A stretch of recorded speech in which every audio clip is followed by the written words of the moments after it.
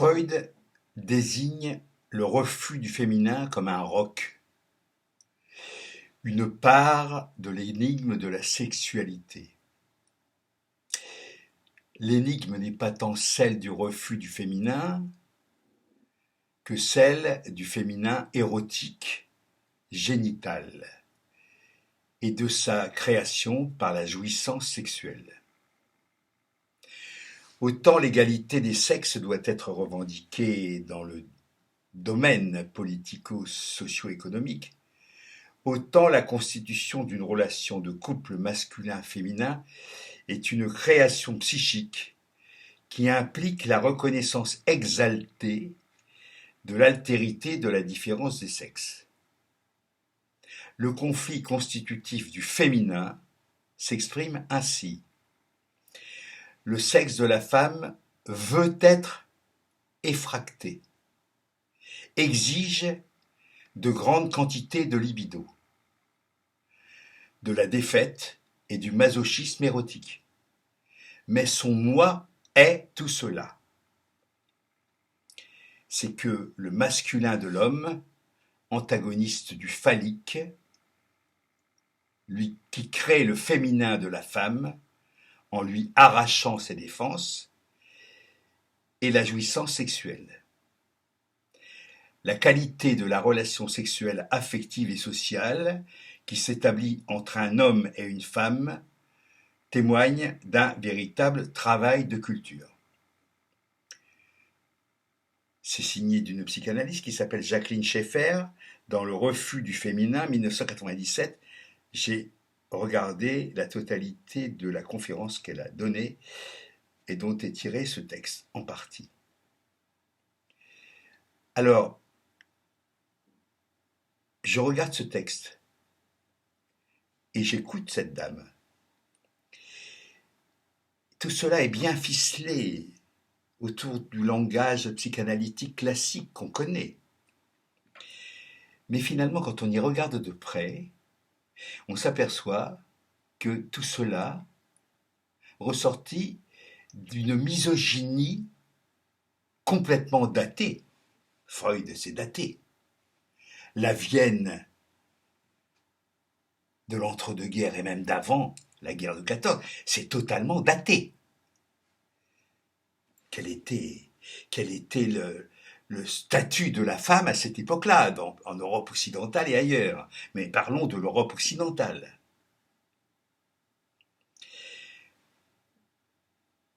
C'est un roc. Le refus du féminin, c'est un roc. L'énigme de la sexualité, Freud a dit, c'est un continent noir. Mais nom de Dieu, c'est un continent noir où il est allé se perdre et dire des conneries quand même. Parce que cette histoire de castration, j'en parle tout de suite, parce que il faut n'avoir jamais regardé un sexe de femme de près pour parler de castration et d'absence d'organes. Enfin, c'est pas parce que cet organe il est réceptacle, il n'est pas que ça. C'est aussi un organe de jouissance. On a découvert, il a fallu quand même des centaines d'années, des siècles, pour qu'enfin on découvre que le clitoris, quand même, c'était pas cette petite chose, ce petit terminaison nerveuse, cette petite chose pleine de terminaisons nerveuses, pardon. Non, c'est un organe long qui a une forme d'avion supersonique et dont les ailes littéralement englobent le vagin. Enfin, c'est pas parce que c'est pas visible que ça n'existe pas. Dans ce cas, faut pas nous faire chier avec Dieu. D'accord? Alors, l'égalité des sexes doit être revendiquée dans le domaine, etc. Mais la constitution d'une relation de couple masculin-féminin est une création psychique qui implique la reconnaissance exaltée de l'altérité de la différence des sexes. Bon, ça se dit en une phrase, hein. Ça suppose qu'on reconnaisse l'altérité et la différence des sexes. Ok, d'accord, on a compris. Comme si on l'avait pas vu. Mais, où ça devient intéressant, c'est que le conflit constitutif du féminin s'exprime ainsi. Le sexe de la femme veut c'est le verbe être, vouloir qui est utilisé. Le sexe de la femme veut être effracté, subir une effraction. Il exige de grandes quantités de libido. Il exige de la défaite et du masochisme érotique. Mais le moi de la femme, haï, est tout cela. On reprend. Le sexe de la femme veut être effracté.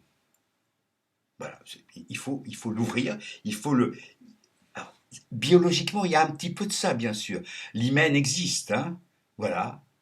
Mais c'est pas... Enfin, il faut être con comme un Viennois du 19e siècle pour ne pas être capable de dépasser ça. Il existe de grandes quantités de libido. Ça rejoint les hystériques de Charcot. Hein. Ça rejoint les hystériques de Charcot. Bon. Les femmes deviennent hystériques, non pas parce qu'elles sont en soi fondamentalement hystériques. C'est tout simplement parce qu'elles vivent une vie de con, de merde. J'ai tort d'utiliser le mot con. Leur con vit une vie de con, dans les deux sens. Hein, enfin, et puis, on voit bien, quoi, la femme, elle saute sur tout ce qui bouge, en gros, hein, c'est ça. Hein, mais ça exige aussi de la défaite. Il faut qu'elle soit défaite. Voilà. Il faut qu'elle soit sujet. Il faut qu'elle soit objet. Il ne faut pas qu'elle soit sujet. Du masochisme érotique. Voilà. Mais son moi est tout cela. Bah oui, hein. Elle se débat un peu quand même. Hein. Et c'est évidemment le masculin de l'homme, antagonisme du phallique, qui crée le féminin de la femme. Encore une fois, c'est le Deus ex machina, c'est la femme née de la côte d'Adam. Ils naissent pas également, d'accord? Elle naît d'un bout d'homme. Bon, c'est intéressant parce que finalement, avec l'embryologie, on s'aperçoit que c'est le contraire. Hein. L'embryon, il est unisexe et il est plutôt féminin au départ. Hein. C'est-à-dire qu'il faut qu'il y ait un chromosome qui arrive et qui transforme. Il pourrait y avoir une parthénogénèse chez les humains. Il pourrait y avoir une parthénogénèse. L'évolution a fait que il y a eu comment on dit, ce chromosome Y qui apporte une différence. Mais la différence, au départ, il n'y en a pas. Les embryons naissent quasiment tous semblables. La différenciation se fait au cours de la croissance de l'embryon. D'accord ? Je voudrais en parler davantage parce que je sens que je vais être bloqué par le temps. La qualité de la relation sexuelle, affective et sociale qui s'établit entre un homme et une femme témoigne d'un véritable travail de culture. Ça veut dire que, ça revient à dire, la vieille antienne classique, ça revient à dire que la femme est nature et l'homme c'est la culture. Il faut en finir avec ces âneries. Il faut en finir avec ces âneries. Il faut dynamiter Freud. Il faut dynamiter tout. Enfin, parce que finalement, ça justifie tout. La femme, le sexe de la femme doit être effracté. Merde! C'est une justification de quoi? Est-ce qu'on peut pas dire, il faudrait peut-être essayer de dire, je sais pas moi, le dépucelage, pour employer ce mot lamentable, le dépucelage pourrait être un petit peu, je sais pas, une sorte de propédeutique à l'amour, quelque chose de doux, quelque chose d'agréable, quelque chose où on soit entre égaux. Moi, j'aime bien parler d'une alter ega. Moi, j'aime bien les alter ega, c'est-à-dire des femmes avec qui je sois comme ça, pas dans un rapport de suggestion, non, non, voilà. C'est aussi simple que ça, camarade. Il faut quand même un petit peu renvoyer Freud de sa niche, hein. Ça va bien, hein, quand même. D'autant que tout ça est basé sur une culture ancienne, hébraïque, enfin, quand même, quoi. Il faudrait peut-être avancer vers le 21e siècle. Ça suffit.